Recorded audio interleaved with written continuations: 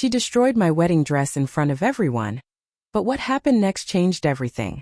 You won't believe what happened when the truth came out live. Watch to find out how love triumphed over it all. I could barely breathe.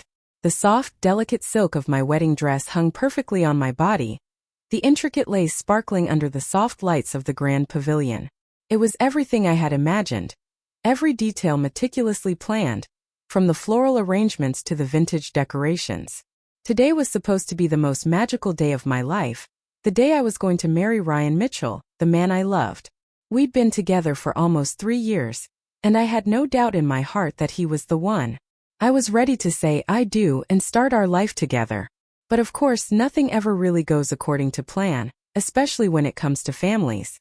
Ryan's mother, Margaret Mitchell, was the kind of woman who made her presence felt the second she entered a room. At 55, she exuded power, wealth, and an air of superiority that she wore like a crown. I'd always known she was going to be a challenge. Margaret had a very specific idea of who her son should marry, and it certainly wasn't someone like me. A woman who grew up in a modest neighborhood, worked her way through college, and now made a living in the competitive world of advertising. In her eyes, I wasn't good enough for Ryan, and no matter how hard I tried, I could never seem to live up to her standards. I had expected some tension with her today. I'd expected the subtle criticism, the raised eyebrow when she looked at me. What I hadn't expected was what happened next. The bridal suite was supposed to be a place of calm and excitement, where I could share the final moments with my bridesmaids before stepping out to walk down the aisle. But as I adjusted my veil, a sudden cold wave of dread washed over me. I turned around only to find Margaret standing at the doorway, a lighter in hand, her expression smug as she watched me freeze. "You're not marrying my son, Emily," she said, her voice thick with triumph. "Not in that dress." I watched in shock as flames erupted from the lighter and danced across the ivory fabric of my wedding gown, the one that had taken me 6 months to find. The dress that I had dreamt about since I was a little girl was now engulfed in flames, the satin curling and blackening before my eyes. My mind raced, my heart pounding in my chest. I opened my mouth to say something, anything, but my voice caught in my throat. Before I could react, the door swung open, and my best friend Jessica stepped inside. But instead of rushing to help, she paused, her eyes darting nervously from Margaret to the burning dress. "Jessica," I whispered, but my voice wavered. Something felt off. The next few seconds felt like an eternity. In the chaos of the moment, I noticed something I hadn't expected. Jessica was fumbling with her phone, her fingers tapping away furiously, almost as if she were trying to hide something. It wasn't until the door clicked shut behind her that I saw it, the brief flash of a call notification on her screen. The name on the caller ID made my stomach drop. Margaret Mitchell. What was going on here? Was Jessica involved in this? Was she a part of this sabotage? A sinking feeling settled in my gut, but I had no time to process it. My wedding, my entire future with Ryan was falling apart, and all I could do was watch as the flames consumed the fabric of my dreams. The smell of smoke filled the room, thick and suffocating, as the last remnants of my wedding dress crumbled into ash. I could barely process what was happening, let alone what Margaret had just done. The dress that had taken months to design, to create, was now nothing but blackened fabric at my feet. Margaret stood there, her expression twisted into a satisfied smile, watching the flames consume the gown as though she were watching a show. "You don't deserve him, Emily." Margaret's voice was calm, too calm. "Ryan needs someone from his world, not some girl from the wrong side of town. I'm doing this to protect him." Her words stung. There was no hiding it, no pretending it didn't hurt. In that moment, the veil I'd been so carefully arranged under seemed to lift, revealing the ugliness of her intentions. Margaret didn't just disapprove of me, she actively hated the thought of me being in her son's life. She thought I wasn't good enough. I wasn't rich enough, not established enough, not polished enough to fit into her high society world. I stood frozen for a moment, my heart racing, my thoughts a blur of disbelief. But then something inside me clicked. This wasn't the time to crumble. This wasn't the moment to give in to her cruelty. I had to be strong, not just for myself but for Ryan, for our future together. "Margaret, this is insane," I said, my voice surprisingly steady, though my insides were a mess of nerves and rage. This dress wasn't just a piece of fabric. It was the symbol of everything Ryan and I have built together. You can't just destroy it because you don't approve of me. Margaret scoffed, rolling her eyes as she flicked the lighter closed. You think you're so special, don't you? Just because you managed to claw your way into his life doesn't mean you'll ever be good enough for my son. He belongs with someone from his own world. Someone with class, someone with a future. I bit my lip, fighting the tears threatening to spill. But in the chaos I realized something. My phone. It was still in my hand, and the live stream was still running. My eyes darted to the screen. The camera had caught every second of Margaret's cruelty. Her words, her actions. The entire guest list, including Ryan's family and friends, was watching this unfold in real time. Without hesitation, I pressed the button to start recording and cast a calm glance at Margaret. I'm not going to let you destroy this day, Margaret. Not like this. I turned my phone around to face her. Everyone's watching. Margaret froze, her face draining of color. She rushed forward, but I stepped back, keeping my phone trained on her. What do you think you're doing? She demanded, her voice cracking. You can't. Oh, but I can. I interrupted, my heart pounding. You wanted to humiliate me, Margaret. Well, now it's your turn. The live stream was capturing every word, every action. I could hear the murmuring from the ceremony hall, the guests whispering in shock. I wasn't just reacting to her behavior anymore. I was fighting back. I was showing everyone exactly who she was. In the midst of the chaos, I heard a familiar voice. Ryan. His voice carried down the hall as he demanded to know what had happened. I felt a flicker of hope. This was the moment. He had to see Margaret for who she truly was. I didn't know how long I stood there watching Margaret squirm, but as soon as Ryan appeared in the doorway, everything shifted.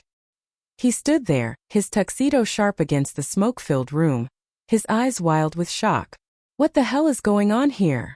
He asked, his voice rising with each word. I felt a wave of relief wash over me, but it quickly mingled with anger.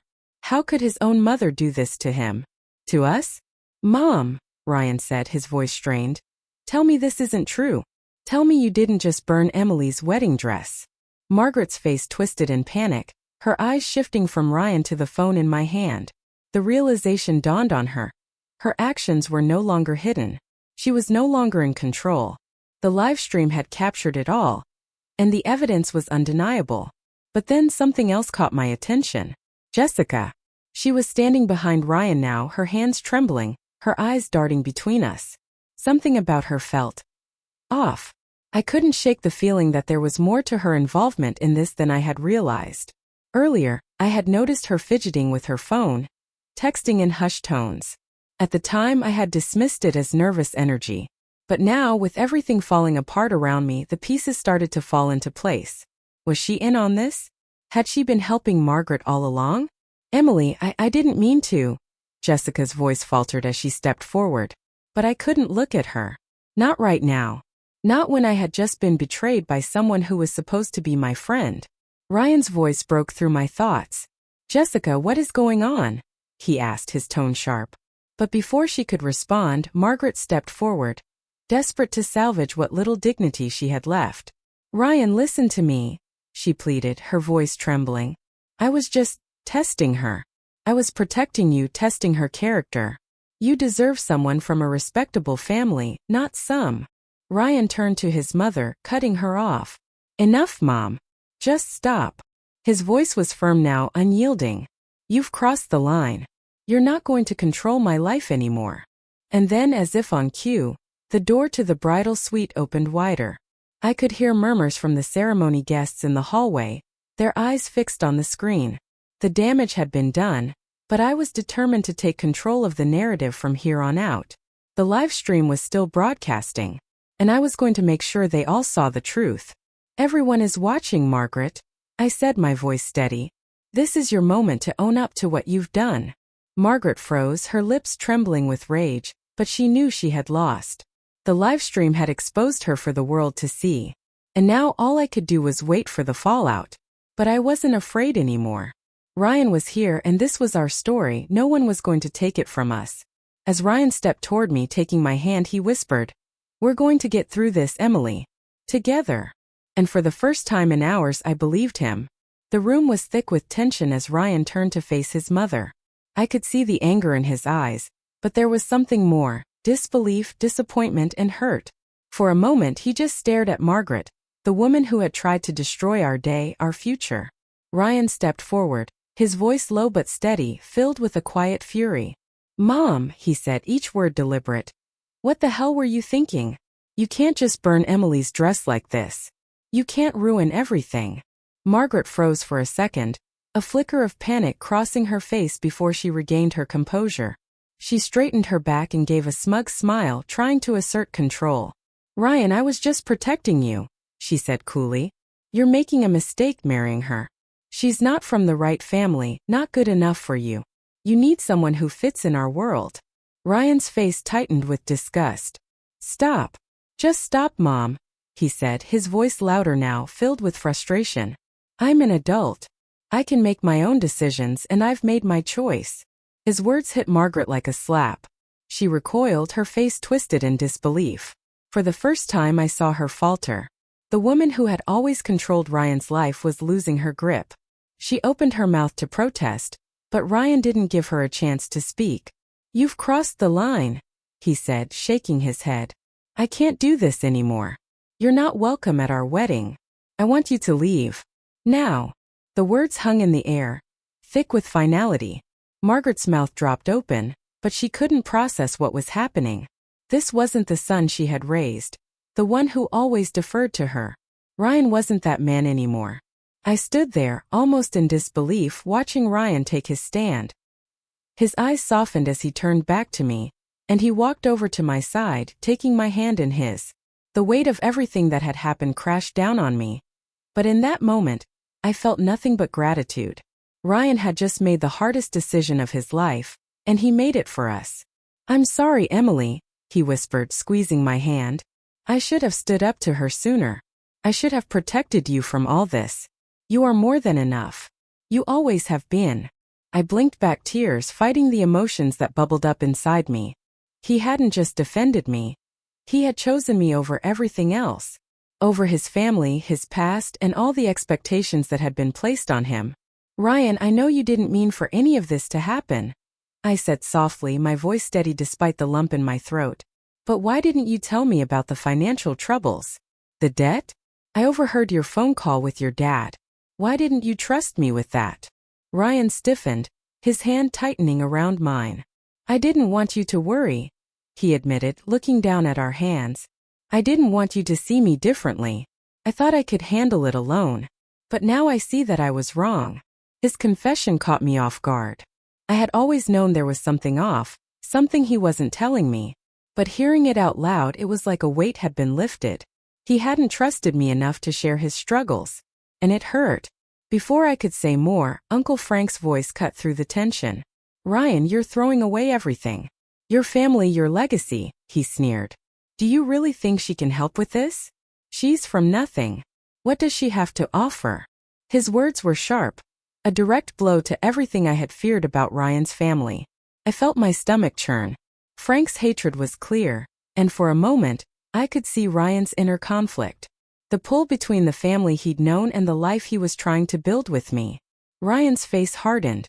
"I'm not choosing between Emily and my family," he said, his voice firm. "I'm choosing my future. I'm done pretending to be someone. I'm not just to meet your expectations." Frank scoffed, shaking his head in disbelief. "You'll regret this, Ryan. She's not the one for you." "No, Uncle, I won't," Ryan replied, his jaw clenched. "I'm done living for anyone but myself. And for Emily." The room was heavy with silence. I could see the storm brewing in Ryan's eyes, the man he had become in front of me. A man who was finally ready to stand up for what mattered. And nothing, not even family, could tear us apart anymore. It was hard to believe that just hours ago, I had been preparing to walk down the aisle to marry Ryan.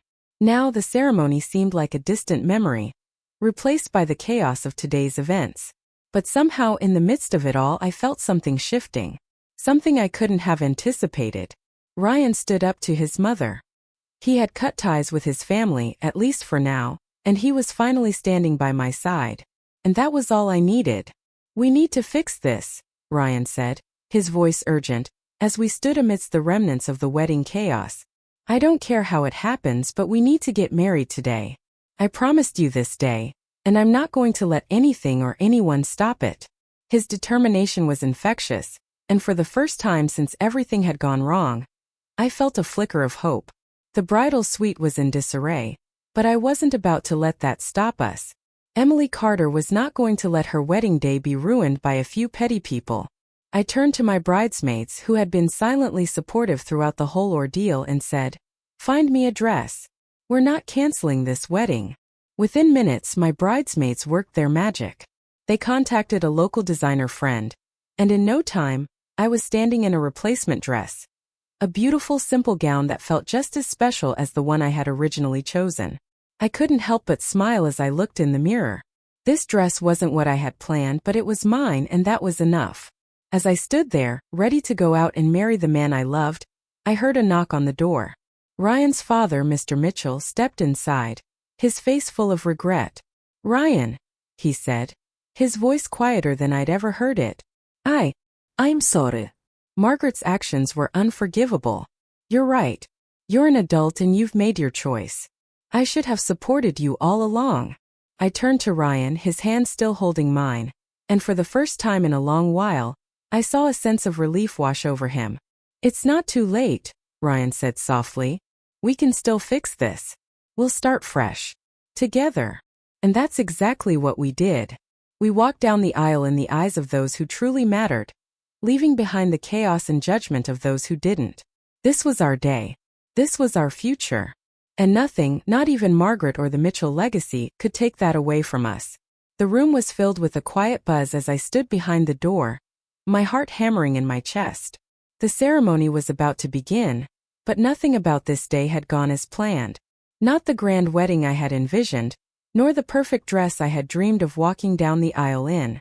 My original gown had been burned to ashes, the delicate satin and lace now only a memory, but the love I felt for Ryan and the support from my friends and family were all still very real.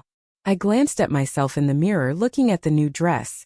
A simple, elegant gown that fit me like a second skin. It wasn't what I had imagined, but it was beautiful in its own way. And in a strange twist of fate, I realized it was perfect. The tears from earlier, the chaos, and the hurt had led me here, to this moment, where everything felt more authentic than any fancy dress or grand setting could ever be. Ryan had been by my side through it all, and I knew deep in my heart that today wasn't about the dress or the venue. It was about the love we shared, the challenges we'd faced together, and the way we had chosen each other despite everything. "Are you ready?" my bridesmaid Jessica asked, her voice soft but filled with excitement. She had been there for me through the darkest moments today, and her smile was the comfort I needed. I nodded, taking a deep breath. "I'm ready." The doors to the ceremony hall opened, and I stepped into the aisle. The familiar music started, and all eyes turned toward me. There was a gasp from the crowd, my friends, family, and the guests who had witnessed the earlier drama on the live stream. I could see the confusion and curiosity in their eyes, but as I walked forward, I felt nothing but gratitude. They were here for me, and that was all that mattered. Ryan stood at the altar, looking every bit the man I had fallen in love with. His expression softened as our eyes met, and the nervous energy that had been swirling in my stomach melted away. This was the man I had chosen, and he had chosen me, despite the trials that had tried to tear us apart. The ceremony wasn't perfect by any means, but it was ours. And somehow that made it all the more special. As we exchanged vows, I realized that the true meaning of this day wasn't in the details. It was in the strength we had found in each other. The live stream had captured the chaos, but it also captured the raw, unfiltered love that had brought us here. After the ceremony, the atmosphere in the hall was different. People who had once whispered about me, who had judged my worth, now looked at me with a new sense of respect. It wasn't just because I had survived the fire of Margaret's cruelty. It was because we had shown that love, when tested, could still thrive. The guests clapped as we walked down the aisle, not in polite applause, but with genuine admiration. Ryan's father, Mr. Mitchell, approached us after the ceremony. There was no longer the cold distance between us that had existed before. Instead, there was something warm in his eyes, a recognition of the bond we shared. "I owe you both an apology," Mr. Mitchell said, his voice steady but sincere. "I never understood why Ryan was so adamant about being with you, Emily, but today I see it. I see what you bring to his life. Ryan squeezed my hand and I could feel the weight of the moment. His father had finally accepted us, and for the first time, I felt like I was truly a part of this family. As we stood there surrounded by our friends and family, I couldn't help but feel a deep sense of gratitude. The live stream, which had initially broadcasted Margaret's cruel actions, was now a testament to the strength of our love and resilience. Our story had resonated with so many, and I could see it in their faces, the realization that love wasn't about perfection, but about sticking together when things got hard. As the evening wore on and we moved from the ceremony to the reception, I found myself reflecting on everything that had happened. Ryan and I had come through so much, and I couldn't help but think about how far we had come as a couple. What had started as a day filled with turmoil had ended as a celebration of our strength, our love, and our commitment to each other.